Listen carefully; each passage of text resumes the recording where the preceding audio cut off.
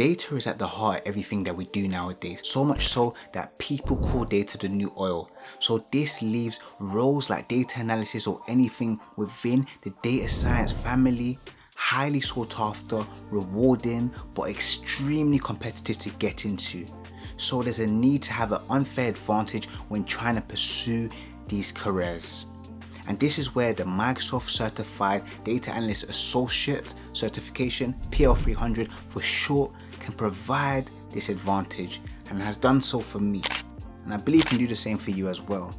So here I'm going to provide you some tips and tricks on how I was able to pass this exam, and just some general guidance and insight to streamline you, of course, obtaining the same thing. It's always great to start with why. So why even obtain this certification? And I can put this down to 3 reasons. Reason number 1 is that by doing this certification, it will allow your job applications going forward to stand out, simply because in many occasions I've actually seen this certification requested as a desirable for job adverts related to data analysis.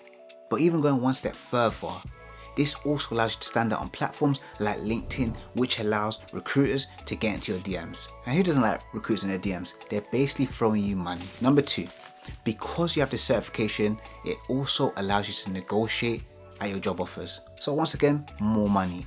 And this is because you can talk about your specialty and using the tool, how this specialty will help you train new entrants or people within the workforce on the best practices of using the tool, and also how you can train people to, of course, obtain the certification for themselves. So this helps boost the company's overall credibility as more people are certified at using the tool. And number 3, it really pushed you to understand the tool.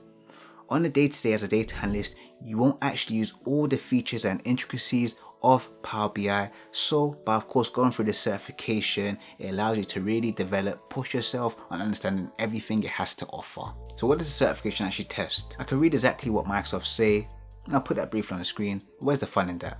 So from me, what you need to do is you need to prepare the data. This is using the M language or using Power Query Editor.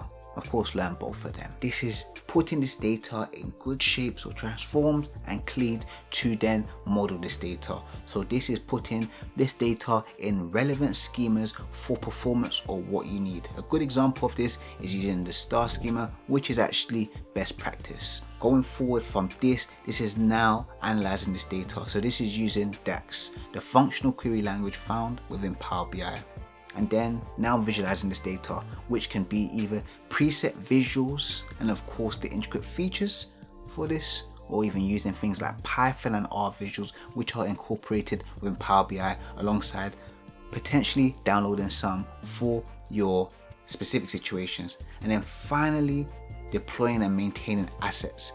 This section requires you to learn about workspaces, utilizing live dashboards, data alerts, knowing about licensing, and of course even looking at quite good features like row level security. Overall, this test will be 40 to 60 questions with question styles ranging from multiple choice to case studies, which I quite like because it pushes you into the world or the mind of a data analyst using Power BI in different scenarios, of course, to find the best solution. And of course, to pass this test, you need to obtain 70%. So tips and tricks, I can split this into 4 sections. The first section is the Udemy course I went through. Course being on screen, this not only provided me with guidance on obviously how to use the tool, but of course provided me with that extra guidance on what is exactly really important for the test, breaking it down into clear structure and sections, and then of course providing me with clear opportunities and chances to actually practice with the data sets that they provided. Number 2 being a YouTube channel called Guy in the Cube, providing me with concepts and insights across basic to quite advanced parts of Power BI. So of course there was no aspect of the test that would be hard for me to follow. Number 3 being actually looking at what Microsoft provide themselves. So they provide a free learn pathways that provides reading material alongside additional opportunities to practice being in their virtual machines, and then finally actually practicing exam style questions, which I'll provide links to everything that I mentioned in the description but of course you want to use this opportunity to actually practice on questions so you know what's coming next. And of course, if you actually understand, you know, everything that's within the tool itself.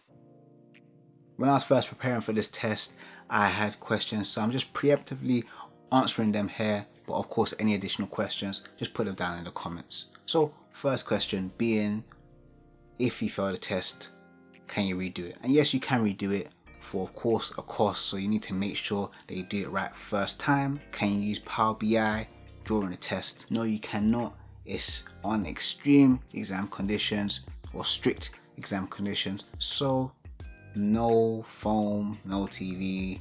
You can't even have no one in the room with you while you're doing the test. How much DAX do you need to know for the test? While I would say know as much as possible, there's only so much you can do. So I would say as a priority, look at time intelligence functions, relationship functions, and aggregation functions, alongside definitely understanding how to effectively use the calculate function, as it always comes up being one of the most powerful functions within Power BI.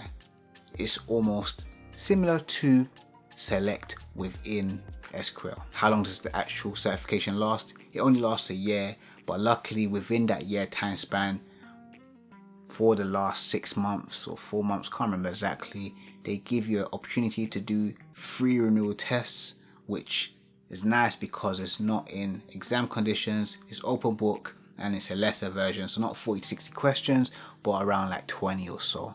So free renewals, you can basically keep the certification for the rest of your life. If you found this video valuable in any way, shape or form, then drop me a like, comment about any additional questions you might have, subscribe, and until next time, stay blessed, take care. Definitely watch my video on everything I wish I knew before I became a data analyst. If you found these tips good, then that'll definitely help you out as well. And of course, use videos like this to ensure going forward your change will be televised.